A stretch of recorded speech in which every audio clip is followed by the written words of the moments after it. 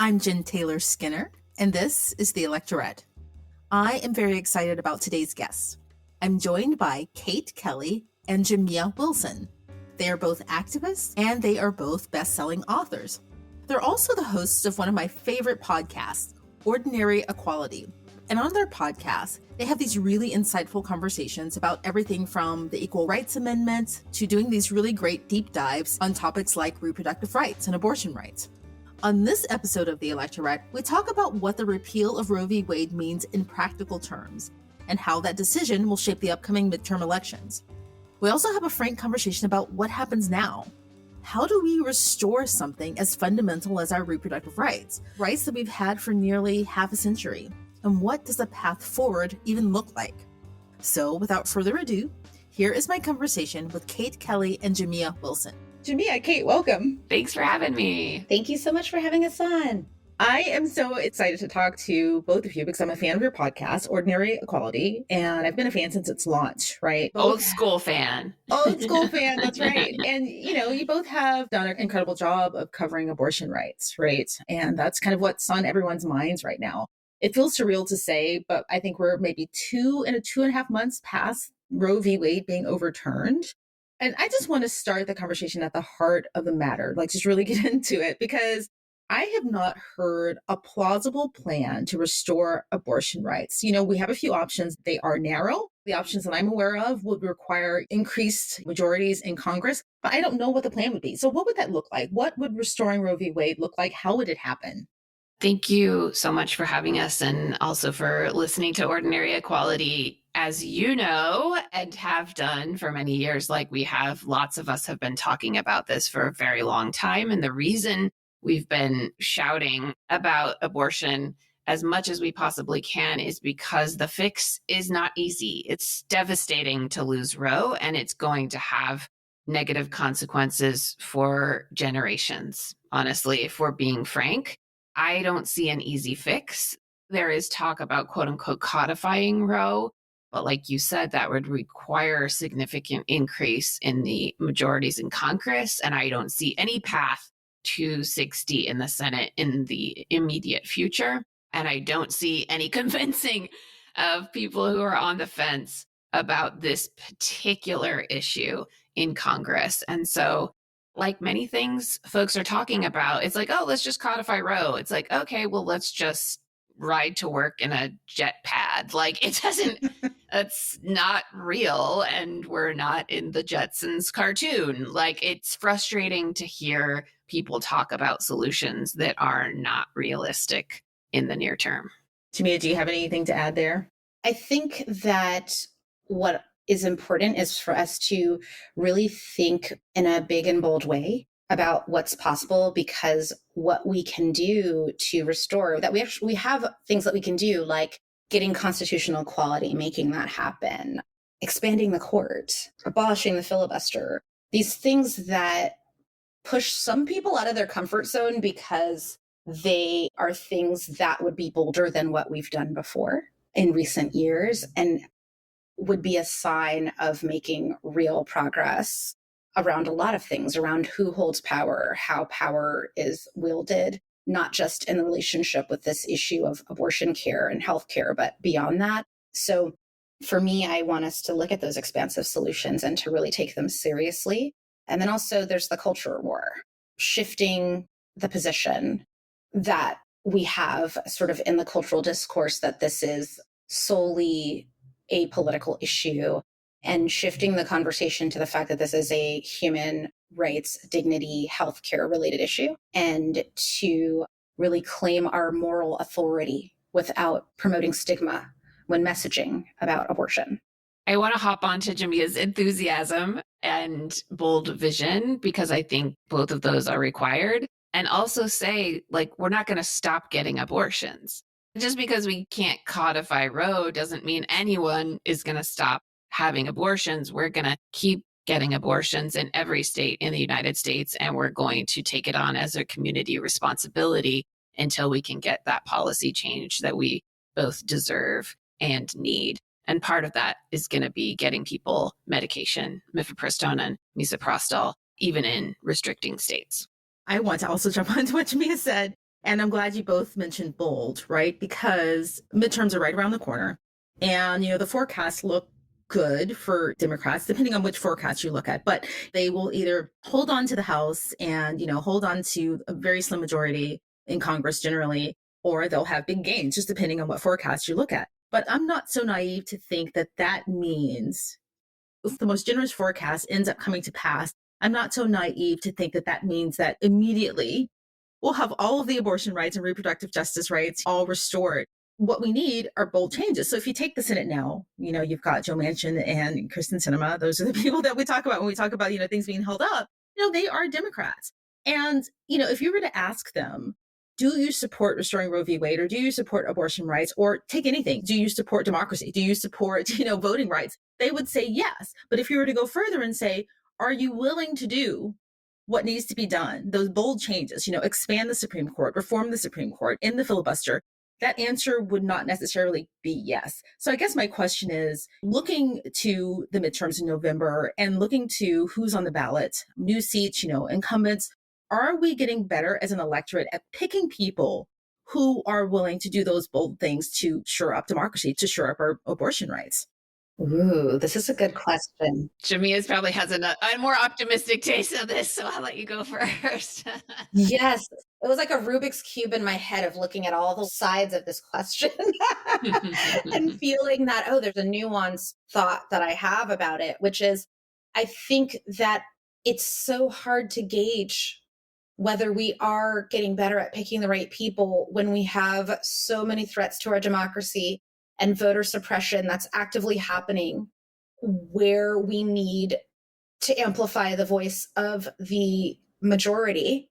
And with this voter suppression, with these disparities as it relates to voter engagement, it's hard to kind of know where we are, what is true, because you often hear sometimes when we don't win the races we need that there's a scapegoating or a blaming specifically of younger people or marginalized communities of color, when in fact, when you really look at what's been going on in those spaces, a lot of times it's related to voter suppression, lack of voter engagement, misinformation, counter speech by the opposition, things like that influence those races. So I do think, we do have some recent wins that have shown that the vocal support and also really good organizing of people on the grounds from communities who are most effective does work.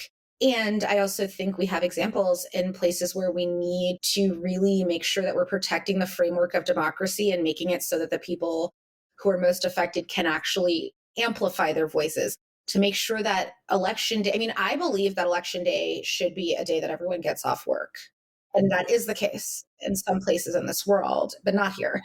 So I think it's a multifaceted question for me, because I think that there are even more people who would vote with us that we don't get to hear from in that way because they don't get access to the franchise, be it because they're ex-felons in states where ex-felons can't vote, or they're not documented, but paying taxes and have lived here for many years and all those things. That would warrant people, in my perspective, a right to be a part of shaping who represents them and shaping laws that support them in their communities. So I think it's a both and. And I think we still have a lot of work to do. And I think this is like where I get to be an optimist. There are things people can do. And like, I just spent 2 years, the better part of 2 years working on the House side where we did have the majority. And like you said, it's projected to potentially either keep or increase that majority, which is very exciting. And also on the Senate side, there are some very exciting races. I don't think we're going to get to 60, but we are poised to get some incredible people in the Senate. And that makes a big difference. Val Demings is running against Marco Rubio in Florida. Like, that would be amazing for so many reasons. There's a former Chief Justice of the North Carolina Supreme Court who's tied in that Senate race currently in polls. She is pro-choice and anti-filibuster, which is extremely exciting. Her name is Jerry Beasley. There are some very exciting races. And as you mentioned, just a few people, and by a few, I mean 2, can make a big difference in the Senate. And so if we get some of these incredible powerhouse women taking over for some of these like retrograde, fundamentally mediocre men, I think that can make a big difference and really shift the energy and enthusiasm. And can I just I want to echo you. So thank you so much for speaking about Sherry Beasley. I just got really excited because she, I have roots in North Carolina. We're also in the same sorority, Alpha Kappa Alpha Sorority Incorporated. And I'm a really huge fan. And I've been feeling a lot of optimism because, representationally, I just see her representing our voices in a really deep way. And what your mention of Sherry Beasley led me to think about too is to think about what politics as usual looks different when we change their faces, when they don't vote the way that we want. They always say that adage, if you don't like their policies, change their faces and change their names. And I've been thinking about how changing their faces has been helpful to us in the sense of what we've seen in terms of a congressional actual hearing where congressional members shared their own abortion stories. This happened in the timeline of our lives. I don't know that I would have imagined that 20 years ago when I worked at Planned Parenthood, that we would have a congressional hearing where we could hear from members of Congress offering personal testimony from their own abortion stories as a committee, or how we saw Black congresswomen come out with their own policy response when Roe fell, together as a collective unit, acknowledging their power. So I'm also just kind of really interested in that. I'm really interested in what's happening in those individual races, but also what that collective power really means. And that's why I think so many people are scared of the squad, because the squad came in acknowledging that they understood collective power. And, that really, really threatens people who want to maintain a status quo of a specific voice dominating. And I want to say something, and I promise we'll get off this tangent if it is a tangent, but I want to say something about that hearing because I was part of planning it. I worked in the House Oversight Committee, and we had Representative Cori Bush tell her abortion story for the first time publicly. Representative Pramila Jayapal also told about her story. She had a very, very high risk pregnancy, which would have been dangerous for her and the potential child. And so these are just unprecedented, like Jamia said, a group of congresswomen telling you about their own abortion stories. And Carolyn Maloney, God bless her, just lost her primary. But one of the incredible things about her is she is very frank. And I remember someone asked her about, she also did an equal rights amendment hearing. And a reporter kind of stuck a microphone in front of her face and said, what's the difference? What makes the difference now? Why can you have this type of hearing? And she said, because I'm the chair. Like, mic drop. And that's all she said. I'm the chair. And so I can have these hearings. And I don't think that unless you didn't see with a pro-choice man at the head of that committee or any other committee, have women telling their abortion stories. So it does make a difference who is not only in Congress, but also who's in those positions of power in Congress, both in the House and the Senate. It fundamentally makes a difference who is the chair and what their experience is. Have they ever been pregnant? Is it possible for them to get pregnant? Do they share this life experience or potential with 51% of the population? It really just does make a concrete difference. Yeah, you're both right. And I couldn't imagine this happening 10 years ago, even, right? That the last major midterm we had, there was a sea change, right? And it matters how many people are representative of this view are on these committees or in Congress, right? Just having one woman or one woman of color, it's important, but there's power. There's power in numbers. And one thing you said about voter suppression, Jamia, I wanted to talk about that because I don't know if people really fully understand the breadth of voter suppression, right? They hear it, and I think the average person, they know that that's a problem, but what it actually looks like in reality may not be clear for them. So just for instance, standing in line for 3 to 5 hours, that's voter suppression. Having to drive miles and miles from your house or your neighborhood because, Republicans or conservatives in the town have closed down all of the, voting locations in your neighborhood, that's also voter suppression, right? And I've stopped using the word voter apathy because for everyone in this country, it's just really, really hard to vote. We make voting hard for everyone. And I think that the people who've made it harder for everyone, they're betting on the fact that the people that they want to vote, right, will be able to get to the polls, right? So they just make it generally harder for everyone. The fact that we don't have a national holiday kind of hurts everyone, but they're hoping that it will hurt some groups more than others. So that's just my little soapbox. And there are some really good signs. For instance, I'm just kind of jumping all over the place now, but there's some really good signs. There were some special elections this month, and those, the turnout among women and Democrats is really high. So that's a good sign going into November. But another good sign, and I don't know if you two will agree with me, is I've seen on social media a few Republicans actually kind of stepping away from this anti-abortion stance, just a few, and I can't remember their names offhand, but I think that's a good sign in that Republicans are starting to understand how unpopular this is, and the fact that it's not going to be long where they can actually run on this, extreme anti-abortion stance. I don't know if you agree with that or not. I also feel like it's like when a dog is chasing a car and then they like catch up to the car. Yeah. And then they're like kind of like bewildered, like, what do we do now? I caught up to the car. And so I think they've gone so far that it seems like they're very scattered and like they don't really know what to do next. Of course, we know that there is a next, which is banning contraceptives, going back on LGBTQ rights, including marriage and legal same-sex relationships. Like, they've got a plan, don't get me wrong. But I think communicating that to people and like try to make it popular when it's just like wildly unpopular, they're really, really scrambling. Yeah, haven't they been really quiet since Roe was overturned? Like, I would have expected them to be like, yeah, we did it, but they've been really quiet. I actually went to the Supreme Court on the day the decision came down, about 40 minutes after the decision.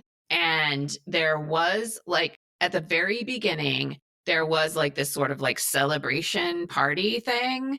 And you know how they kind of at the Supreme Court, they sort of like divided into two sides. And then there's like the anti-abortion people and the pro-choice people. And that lasted like very short amount of time. Like they just kind of like swooped in, did a little dance and left because it got dicey and hundreds and thousands of people were pouring in against the decision. And it like got really awkward, honestly. And so they just left. Like the whole celebration train like pulled out of the station very, very quickly. And so I hope that is a mirror for the rest of everything. It's interesting. So that day, Kate and I were in deep communication. And it was really exciting to know that Kate was on her way within minutes to be there and to kind of get the play-by-play. But I was on my way to France. So we taped a podcast right as it fell. I was in tears. I was messy that day on the air, but it was authentic and raw. And then I flew to France.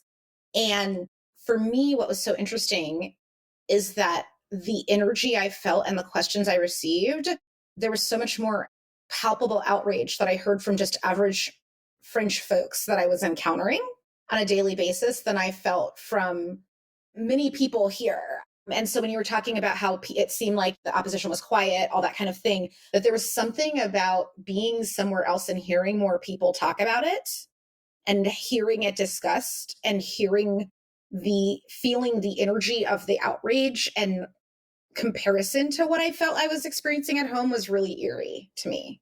And so that's something I'm thinking about. And then I was there for 2 weeks, and within a week, my friend Claudine, who is a French feminist writer, amazing human being, had already helped organize 15 solidarity marches across France for us. And that they had stopped traffic in Paris with theirs, just led me to think, what is it about our culture around this, that there's a silence that we're feeling?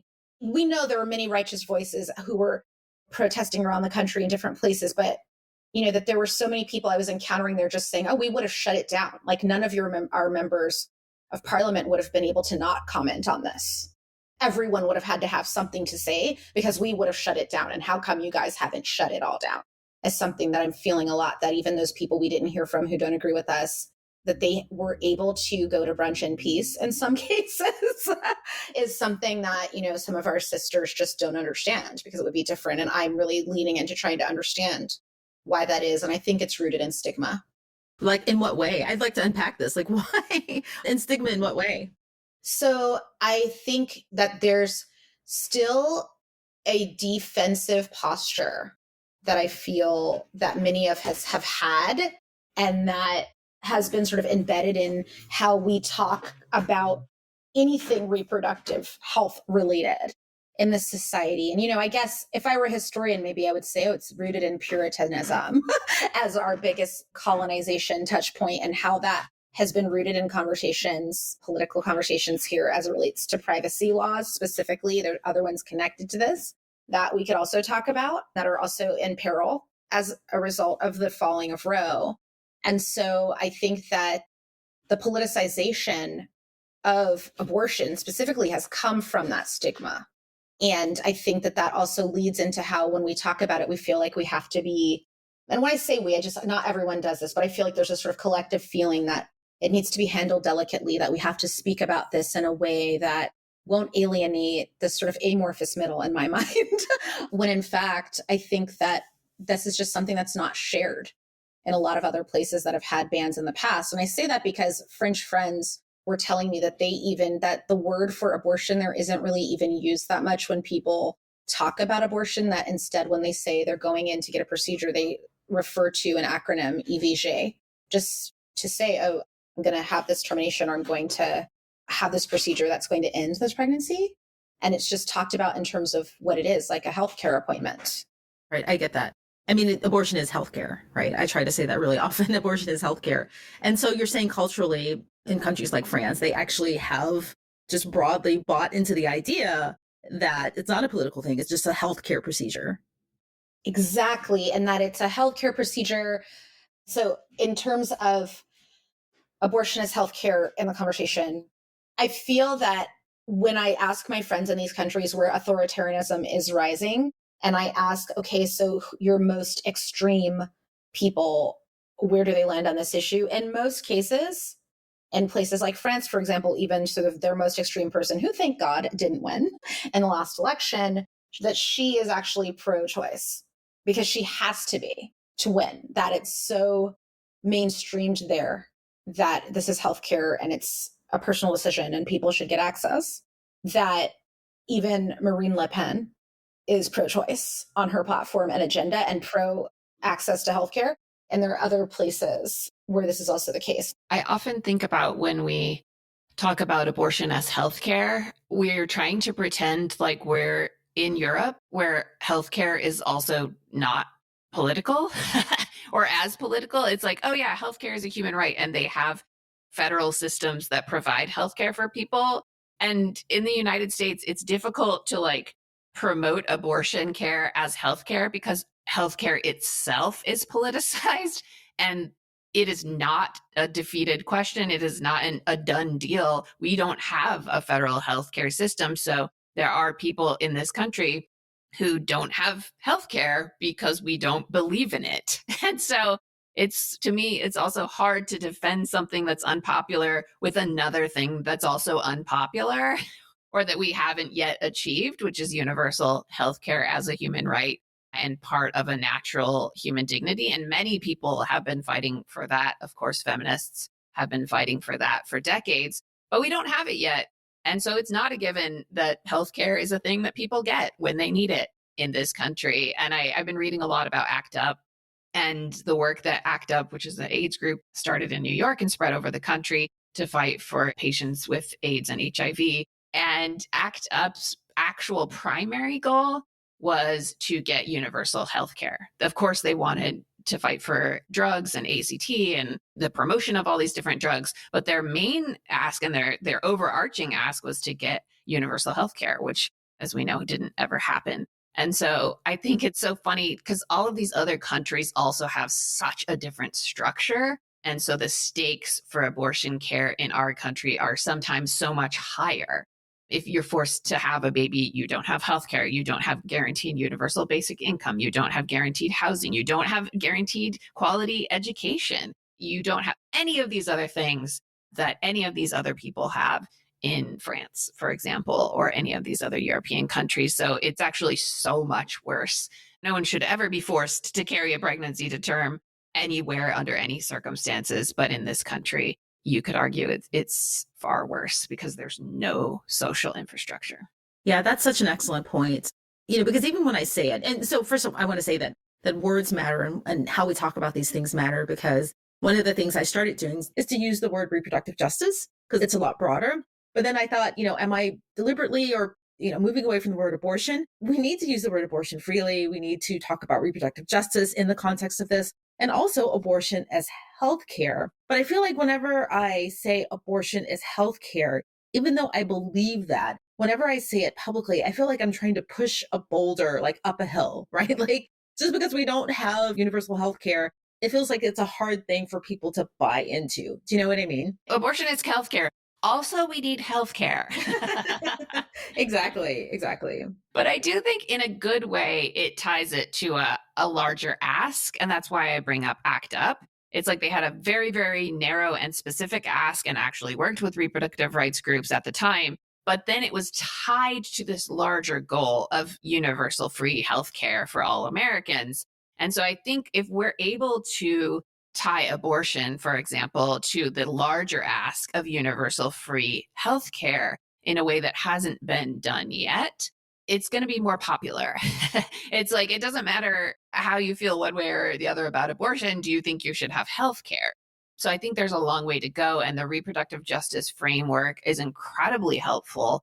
The term and framework came up by Loretta Ross and other Black women to really help us understand that reproductive justice isn't just about not having children, but also having the children you want, having them in a safe environment, being able to raise them in a way that honors their dignity as human beings. And so all of that is incorporated into this reproductive justice framework. And I think, like you said, we don't have to shy away from abortion in order to open things up to a more ample conversation.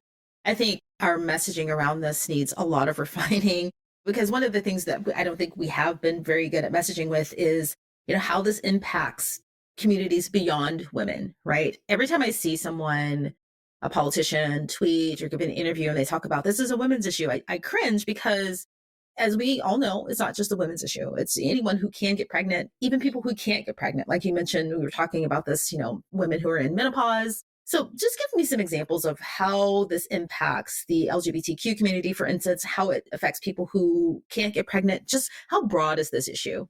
I think it's really important to address this for many reasons, including but not limited to women's issues are unpopular.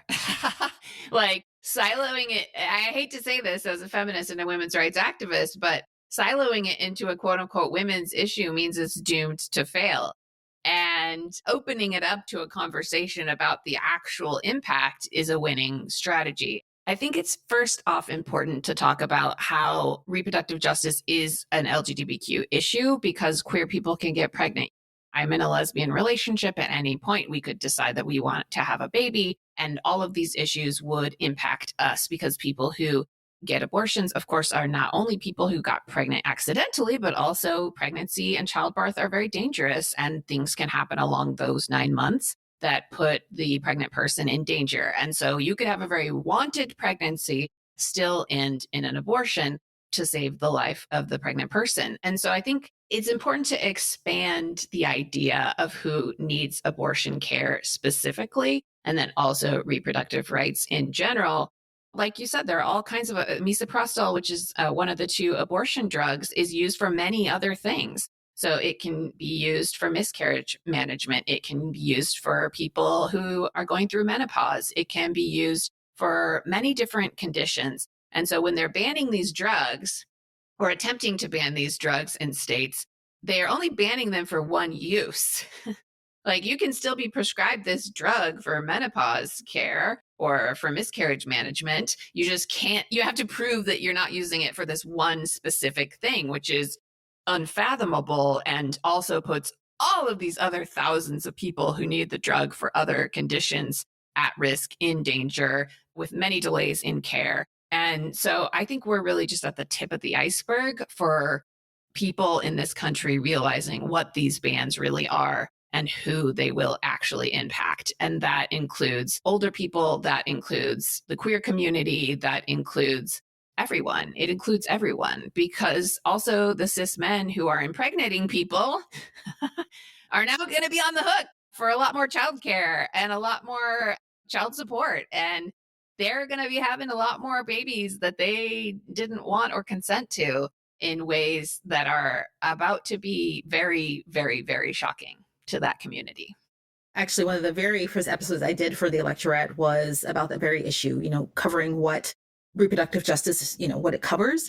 There is this concept of, these peripheral people who are around the pregnant person, the partner, the family, the grandparents, right? The people in the community. We are all impacted when there is a situation where we have forced births, right? Where women or the people who can get pregnant don't have full autonomy. Everyone's affected. It's not just a women's issue. So that's why I said I cringe every time I hear that.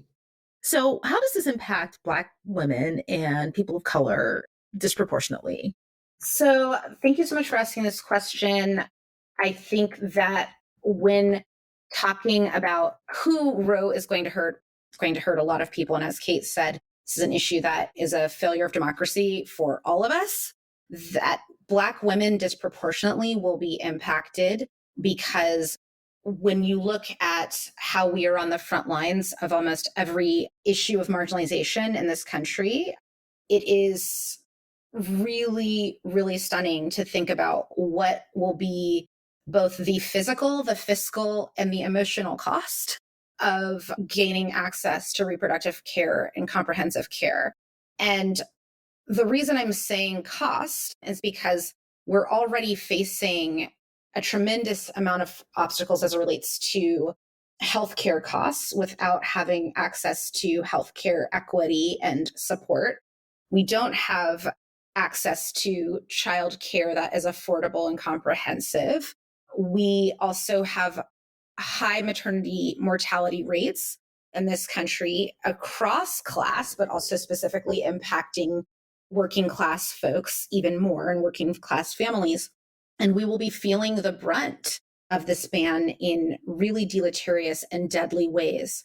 Moreover, we will also have to think about what is already happening as it relates to criminalization in this country and the disproportionate amount of criminalizations for nonviolent offenses that Black and brown women face, and thinking about the inextricable connection between the far right tying these laws and bans to increase criminalization is a direct hit and dog whistle to incarcerating more Black women.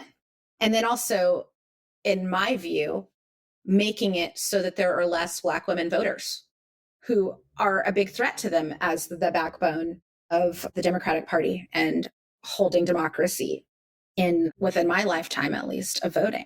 So I think there's a lot that's at stake when you look at the states where you're seeing so many of these trigger bans and who is most impacted: Black women, Latinas, Indigenous women, and Indigenous folks who get pregnant. We'll see the deepening of the economic disparities. We'll see the deepening of the menacing presence of criminalization in the prison industrial complex. And this is why we have to pull this back. This is why we cannot accept this, because there's so much at stake. And there's a lot at stake that could set us back to a place that would be hard to come back from. And we have already in this country more women in the United States dying of childbirth every year than any other developed nation. And Black women in that equation are thrice times more likely to die from complications related to pregnancy than our white counterparts. And so when I think about myself and others who have chronic illnesses, who, at my age, I'd be considered a higher risk geriatric pregnancy, which, I have issues with, but that's another conversation. That just going in, knowing that there would be a lack of support if I needed to make decisions to save my own life, depending on where I lived, and that I could be incarcerated for trying to value and save my own life, is a violation of my human dignity and respect to my autonomy as a grown up, as a human. So there's just so much at stake. And I think that we have to keep connecting to folks that this is a labor issue. This is an economic issue. This is a cultural issue. This is a racial justice issue, that there is no part of American life that is left untouched by this. And those of us who are on the front lines of being the most harmed by bad policies will just have a deeper deleterious effect as a result of this ban.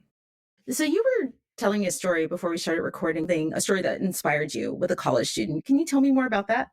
Yes. So I woke up this morning and I was just really inspired to see this story that the Meteor Collective had posted about how Talia Cantor-Lieber, who's a high school junior, again, thinking about what about colleges as it relates to Roe and access to support for people in states with these bans being able to get travel support. And when she heard about companies offering access to their employees around out of state expenses, she was thinking about, well, what does this mean when you're thinking about schools that you would go to, the access you would get? How would your school make sure that they're helping to take care of your health care and protection? And over the course of 6 weeks, she reached out to 61 schools in states where there are bans or where there are impending bans that are at risk of getting passed. And she stated that the majority of those schools that had upwards of over 400,000 students attending who could potentially get pregnant, were not able to get students access to care they might need, did not forthrightly come forward with plans for how they would provide that support. And this report that Talia wrote for the Meteor newsletter really shows this sort of sense of uncertainty, as the Meteor describes it, confusion as they describe it, and what it means that only 5 of those schools even sort of hinted that they might have a plan. And there she offered a list, but also provided a list of the schools that just stated outright that there was going to be no support, and then also how to push to get your school to give clarity and answers. So I think that this is really important example of the kind of everyday activism that all of us can get engaged in, to think about what are the spaces that relate to me in my life, in my community, or relate to the people in my community, or help support people in getting access and care that I might be able to move the needle on. And what is it I can do? In her case, she wrote and did this research and provided this amazing service. And also social pressure by unearthing and enlivening this, because I'm sure there's going to be people who are going to contact their universities for more clarity, especially those who said no flat out.